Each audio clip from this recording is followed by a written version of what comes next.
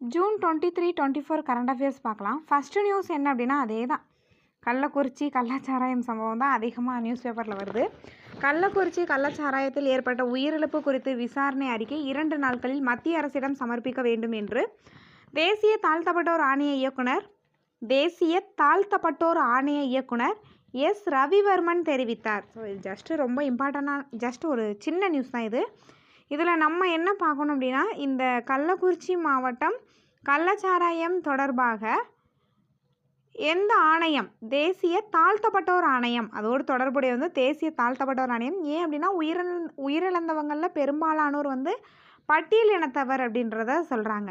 So அதனால் இந்த சம்பவத்தோடு தொடர்புடையது எது அப்படின்னா தேசிய தாழ்த்தப்பட்டோர் ஆணையம். ஓகே, அடுத்த நியூஸ் இந்தியா வங்கதேசம் இடையே 10 ஒப்பந்தங்கள். ஸோ அது ரொம்ப முக்கியம் இல்லை. இதில் முக்கியமான ஒன்றுனா ஒரு ஜியாகிரஃபி கொஸ்டின் இருக்குது. இந்தியா வங்கதேசத்துடன் 4096.7 கிலோமீட்டர் நில எல்லையை பகிர்ந்து கொள்கிறது. இந்தியா வங்கதேசத்தோடு எவ்வளோ எல்லையை பகிர்ந்து கொள்கிறது அப்படின்னா 4096.7 கிலோமீட்டர் நில எல்லை. 4096.7 கிலோமீட்டர் நில எல்லை. ஓகே, அதுக்கப்புறம் பார்த்திங்க அப்படின்னா இப்போ 3வது முறையாக இந்திய பிரதமர் நரேந்திர மோடி பொறுப்பேற்ற பிறகு இந்தியாவுக்கு அரசுமுறை பயணமாக வருகை தந்த முதல் வெளிநாட்டு தலைவர் யார் அப்படின்னா வங்கதேச பிரதமர் தான், ஹசீனா. ஸோ தெரிஞ்சிருக்கவங்கள வங்கதேச பிரதமர். ஓகே, அடுத்த நியூஸ் என்ன அப்படின்னா தீஸ்தா நதிநீர் திட்டம். இது ஒரு முக்கியமான ஒரு கொஸ்டின். ஏன் முக்கியமானது அப்படின்னா இப்போ குரூப் 4ல் பார்த்தீங்கன்னா இந்தியா சீனா அந்த ரொம்ப சர்ச்சைக்குரிய ஒரு பகுதியை கேட்டிருந்தாங்க. அதே போல் இதுவும் பார்த்தீங்க அப்படின்னா இதுவும் முக்கியமானது. இந்தியா வங்கதேசத்தோடு தொடர்புடைய ஒரு நதிநீர் திட்டம். தீஸ்தா நதிநீர் திட்டம் எந்த 2 நாடுகளோடு தொடர்புடையது அப்படின்னா இந்தியா வங்கதேசம்.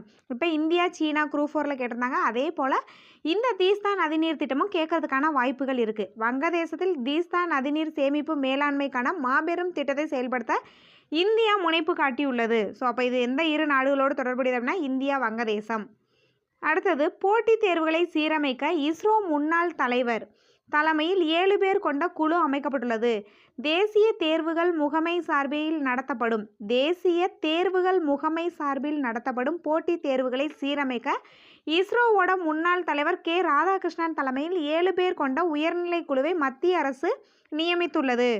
ஸோ பார்த்துருப்போம், நிறையா கொஸ்டின் லீக் ஆகுது அப்படின்ற மாதிரி நிறையா பிரச்சனை. பீகார் மாநிலம் அதெல்லாமே படிச்சிருப்போம். ஓகே, அது தொடர்பாக விசாரணை மேற்கொள்ள தான் முன்னாள் இஸ்ரோ தலைவர் கே ராதாகிருஷ்ணன் தலைமையில் 7 பேர் கொண்ட குழு அமைக்கப்பட்டுள்ளது. ஸோ அதனால் பார்த்தீங்க அப்படின்னா இதோட இயக்குனராக இருந்த சுபோஸ் சிங்கை பதவி நீக்கம் செஞ்சுருக்காங்க. ஸோ இது ரொம்ப முக்கியம் இல்லை. நீட் மற்றும் நெட் தேர்வுகள் முறைகேடு விவகாரம் ஸோ அதிகமாக வெடிக்குதுல. ஸோ அதிகமாக பூதாகரமாக கிளம்பியிருக்கு.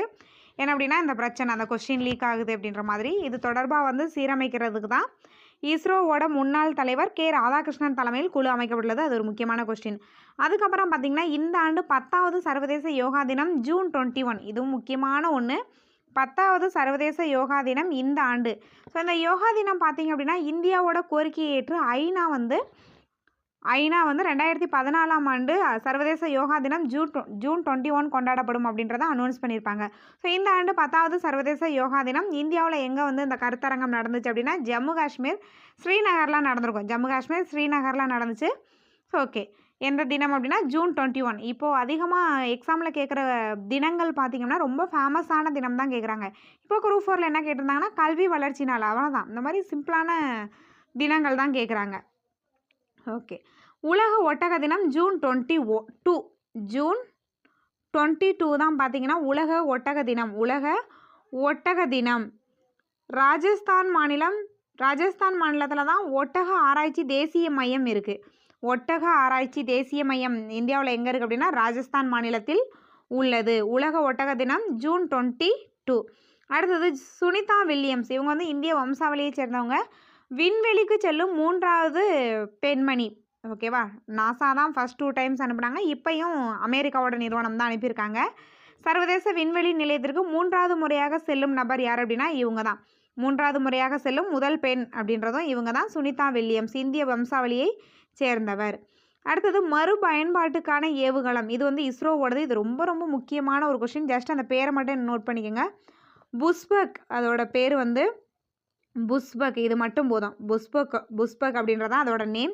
இது என்ன அப்படின்னா மறுபயன்பாட்டுக்குரிய ஏவுகலன் ராக்கெட் தான். பிஎஸ்எல்வி, ஜிஎஸ்எல்வி, எஸ்எல்வி இந்த மாதிரி நிறைய ராக்கெட் பேர் படிச்சிருப்போம். அந்த லிஸ்ட்டில் வந்து புஷ்பக் அப்படின்ற ராக்கெட் என்ன அப்படின்னா மறுபயன்பாட்டுக்கு உரிய ராக்கெட். இஸ்ரோ தான் வந்து இதை வந்து என்ன பண்ணிட்டு இருக்காங்கன்னா சோதனை பண்ணிட்டு இருக்காங்க. புஷ்பக் அப்படின்றது இஸ்ரோவோட மறுபயன்பாட்டுக்குரிய ராக்கெட். இதுதான் இஸ்ரோவோட ஃபஸ்ட்டு மறுபயன்பாட்டிற்குரிய ராக்கெட் புஷ்பக். அந்த பேர் ரொம்ப முக்கியம்.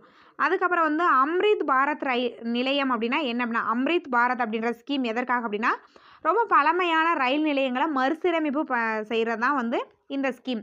அம்ரித் பாரத் அப்படின்றது வந்து ரொம்ப பழமையான ரயில் நிலையங்களை மறுசீரமைப்பு செய்கிறது, புதுப்பிக்கிறது. ஓகே. அடுத்தது 8ஆம் நூற்றாண்டை சேர்ந்த கொற்றவை சிலை. செங்கல்பட்டு மாவட்டம் மதுராந்தகம் அருகே 8ஆம் நூற்றாண்டை சேர்ந்த கொற்றவை சிலை கண்டுபிடிக்கப்பட்டுள்ளது. 8ஆம் நூற்றாண்டை சேர்ந்த கொற்றவை சிலை. காமராஜர் பிறந்த நாள் கல்வி வளர்ச்சி நாளாக கொண்டாடப்படுகிறது. காமராஜர் பிறந்த தினம் பார்த்திங்கன்னா ஜூலை 15 கல்வி வளர்ச்சி நாள். ஜூலை 15 கல்வி வளர்ச்சி தினமாக கொண்டாடப்படுகிறது. இது நம்ம எல்லாருக்குமே தெரிஞ்சது தான். அடுத்தது இராணுவ அதிகாரிகள் பயிற்சி மையத்தின் தலைமை தளபதியாக சென்னை இராணுவ அதிகாரிகள் பயிற்சி மையத்தின் தலைமை தளபதியாக ஜெனரல் மைக்கேல் ஏஜே பெர்னாண்டஸ் பொறுப்பேற்றுள்ளார். அவரோட நேம் இது ரொம்ப முக்கியம் இல்லை, ஜஸ்ட் தெரிஞ்சு வச்சுக்கோங்க. இந்த 2 நாள் நியூஸில் ரொம்ப ரொம்ப முக்கியம் என்ன அப்படின்னா அந்த கே ராதாகிருஷ்ணன் தலைமையில் குழு அமைச்சிருக்காங்களா, அது ரொம்ப முக்கியம். அதே மாதிரி இந்த மறுபயன்பாட்டிற்கான இஸ்ரோ புஷ்பக் அதை விட முக்கியமான ஒன்று. ஏன்னா இஸ்ரோவோட ஃபஸ்ட்டு மறுபயன்பாட்டிற்குரிய ராக்கெட் எதுனா புஷ்பக் தான். இதுக்கு முன்னாடி பிஎஸ்எல்வி, ஜிஎஸ்எல்வி இதான் நம்ம படிச்சிருப்போம். பட் புஷ்பக் அப்படின்றது மறுபயன்பாட்டிற்குரிய ராக்கெட். அதோட நேம் வந்து புஷ்பக். இது வந்து ஸ்கீம் தான். அம்ரித் பாரத் அப்படின்றது ஒரு ஸ்கீம் தான். ரொம்ப பழமையான ரயில் நிலையங்களை சீரமைப்பு பணி செய்கிறது. இது வந்து யூனிட் 8ல் வந்து முக்கியமான ஒரு கொஸ்டின். 8ஆம் நூற்றாண்டை சேர்ந்த கொற்றவை சிலை சமீபத்தில் எங்கு கண்டுபிடிக்கப்படுதுன்னா செங்கல்பட்டு மாவட்டம் மதுராந்தகம். அது மாதிரி கல்வி வளர்ச்சி நாள் ஜூலை 15 இது எல்லாருக்குமே தெரியும். அதே மாதிரி சுனிதா வில்லியம்ஸும் பார்த்திங்கன்னா இந்திய வம்சாவளியை சேர்ந்தவங்க. இவங்களுமே ரொம்பவே ஃபேமஸான ஒருத்தவங்க தான். விண்வெளிக்கு செல்லும் 3வது நபர், 3வது இந்திய வம்சாவளியை சேர்ந்த நபர். அதுக்கப்புறம் உலக ஒட்டக தினம் ஜூன் 22. அதுக்கப்புறம் வந்து சர்வதேச யோகா தினம் ஜூன் 21. சர்வதேச யோகா தினம். ஓகே. இந்த திஸ்தா நதி நீர் வந்து ஜஸ்ட் தெரிஞ்சு வச்சுக்கோங்க. வங்கதேசம், இந்தியா, அவ்வளோதான். இது மட்டும் போதும். ஏன் அப்படின்னா சமீபத்தில் சீனா தொடர்பான ஒரு கொஸ்டின் கேட்டிருந்தாங்க. இந்தியாவுக்கும் சீனாவுக்கும் சர்ச்சைக்குரிய ஒரு பிளேஸை கொடுத்து அது எந்த நாட்டுடன் தொடர்புடையது அப்படின்னு கேட்டிருந்தாங்க. ஸோ அதே போல் நமக்கு இந்த வங்கதேச நதி நீர் திட்டத்தையும் நமக்கு கேட்கலாம். ஓகே.